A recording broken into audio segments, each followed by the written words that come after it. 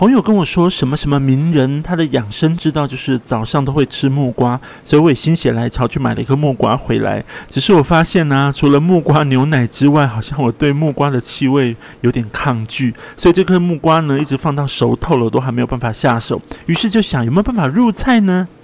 想起以前在美浓吃过的木瓜糕，所以我们今天就来试试木龟龟。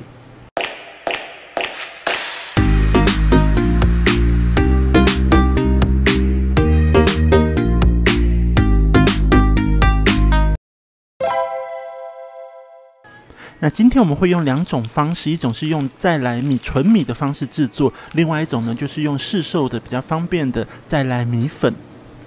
首先再来米的部分，我们要浸泡6个小时，6个小时之后沥干水分，我们要重新补水进去。那这个补的新水的重量呢，就是沥干水之后的米的重量。比如说我这边米原来是400克，那泡完水之后呢是520，所以我们就补520的水进去。接着你可以用家里的破壁机，或者像我就是用果汁机把它打成米浆。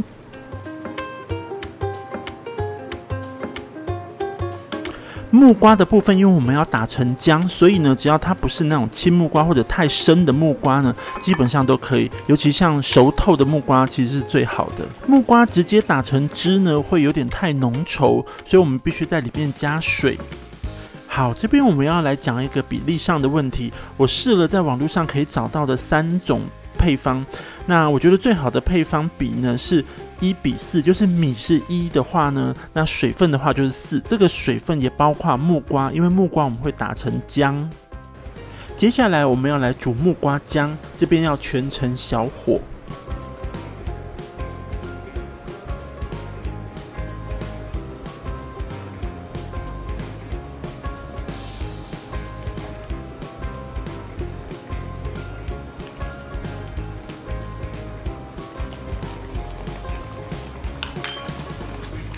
调味完毕之后呢，整个木瓜浆呢也沸腾，像这样子起了大泡泡之后呢，我们就可以把米浆慢慢的加进来。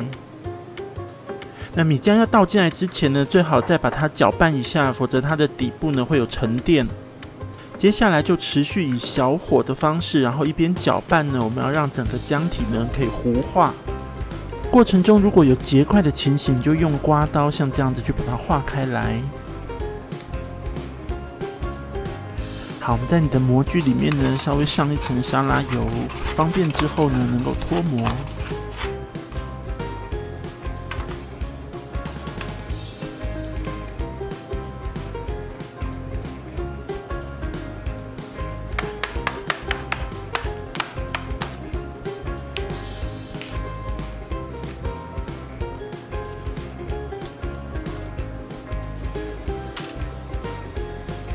接着要大火蒸至1个小时。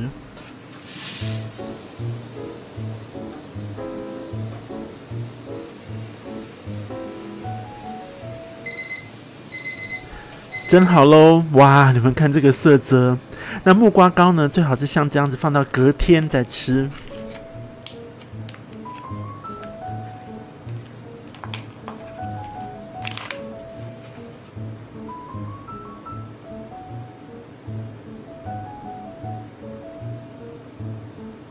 我们来品尝看看，里面就只有盐、糖跟胡椒粉。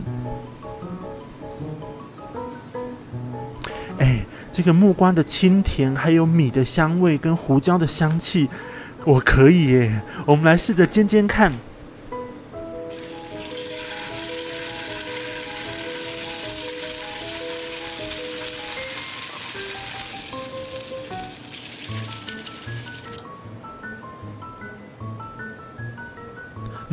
煎过之后带着油香味的木龟龟呢，再加上酱油膏，整个咸甜层次分明，好吃好吃啊！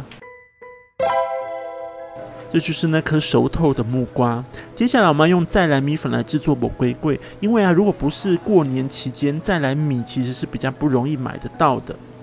这一次我们要在木龟龟里面加料，来增加它口感跟香气上不同层次的变化。我用的是茶树菇跟这个香菇，那量的部分你可以自己斟酌。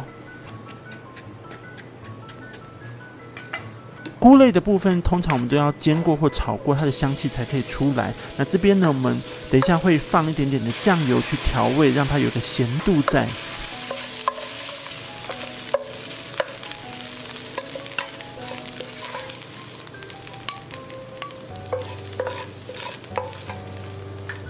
刚才我们有提到做这个某龟粿的米跟水的比例是1:4，那这里用粉也是一样，粉跟水的比例也是1:4。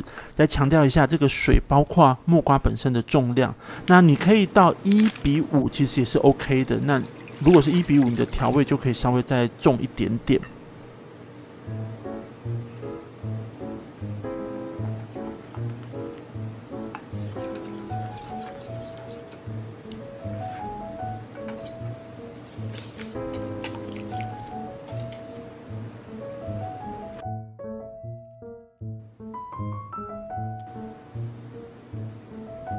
纯米跟这个再来米粉呢，做出来的质感其实是有一点点不一样的，所以呢，在这个再来米粉版本的，我会再加上1匙的太白粉，去增加它的 Q 度。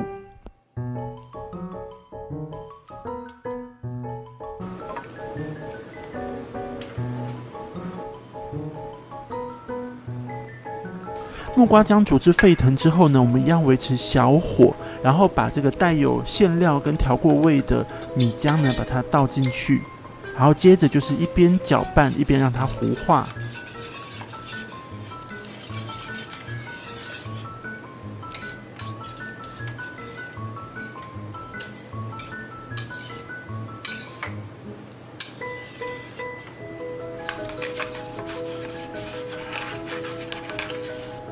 这2个版本的配方呢，我们都可以做到3个木龟粿，那平均1个大概是600克到620克左右。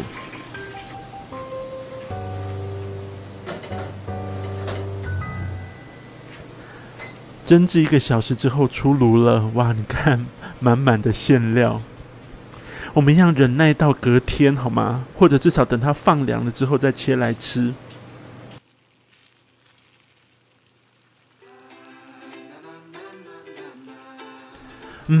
对我这个单独吃木瓜会有点抗拒的人来讲，这一个版本的木龟粿，因为加了香菇跟茶树菇，所以它的层次啊，还有口感啊，就是更多元、更丰富，而且不会这么单调。我觉得这是一个营业等级的食品呢，推荐给大家。家庭主妇练习曲，我们下次见，拜拜。